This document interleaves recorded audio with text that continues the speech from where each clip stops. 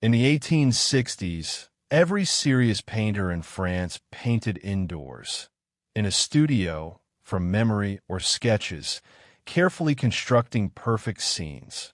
Claude Monet took his canvas outside. He set up in fields, on riverbanks, in boats, in gardens. He wanted to paint what his eyes actually saw, not what his memory thought it saw. Light changing by the minute, colors that had no names, shadows that were not brown or black, but purple and blue. The other painters thought he was strange. The critics thought he was careless. Monet kept painting. In 1872, Monet painted a harbor at sunrise. The painting showed orange light on misty water, loose, fast, barely finished. A critic saw it at an exhibition and mocked it. He wrote, "It is less finished than a wallpaper sketch." He called it an impression. Monet kept the name. The impressionist movement was born from an insult, and the painting, Impression Sunrise, is now one of the most famous in the world.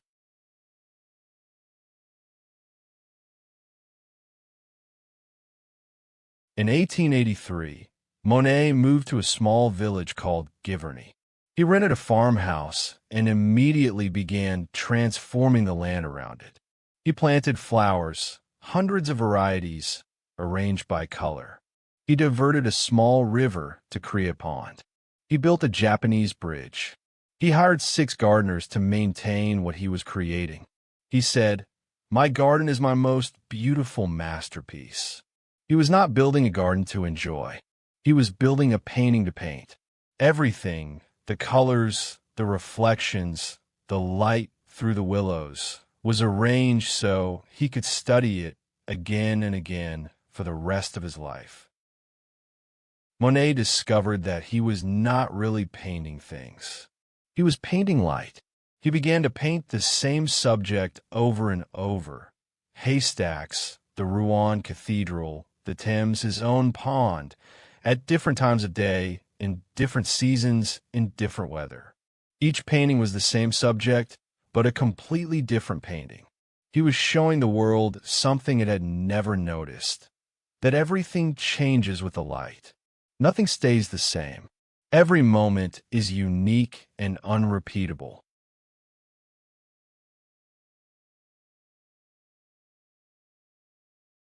For the last 30 years of his life, Monet painted almost nothing but his water lily pond. He made more than 250 paintings of the same subject. Same pond, same lilies, but never the same painting. Morning light, afternoon haze, evening gold, rain on the surface, the reflection of clouds, the reflection of weeping willows. He was not painting a pond. He was painting time itself, the way it passes, changes, shimmers, and disappears.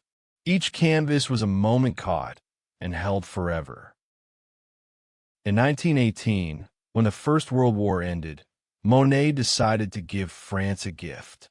He would paint a cycle of enormous water lily canvases, each 2 meters high, some 8 meters wide, and donate them to the French state. They would be installed in a special room, so that visitors could stand surrounded by water and light and flowers, a place of rest and peace. Today, millions of people every year stand in that room in Paris and feel something they cannot quite name. Monet gave them that.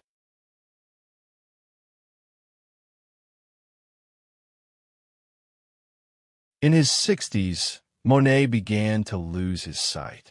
Cataracts clouded his vision. Colors faded. Reds looked muddy.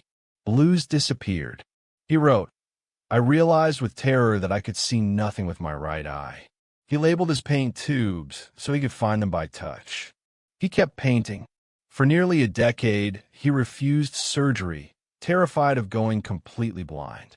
His late paintings from this period are darker, redder, almost abstract, the garden seen through a veil of illness. And yet they are magnificent. Some critics consider them his greatest work. Painted in the dark, still luminous. In 1923, aged 82, Monet finally agreed to surgery. The operation was painful and difficult. For months afterward, colors looked wrong. Everything too blue, too sharp, too harsh. He wore special tinted glasses. He repainted canvases he had done during his blind years, changing the colors he could now see were wrong. And slowly, his garden came back. The light returned. He painted until he was 86 years old. He died in 1926, surrounded by his garden and his canvases.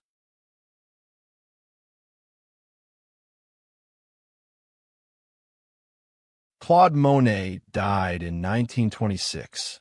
His garden at Giverny is now visited by 500,000 people every year.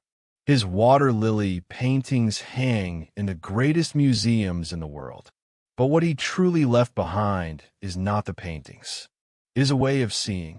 Before Monet, people looked at a pond and saw a pond. After Monet, they see light on water. They see the reflection of clouds. They see the color of shadows.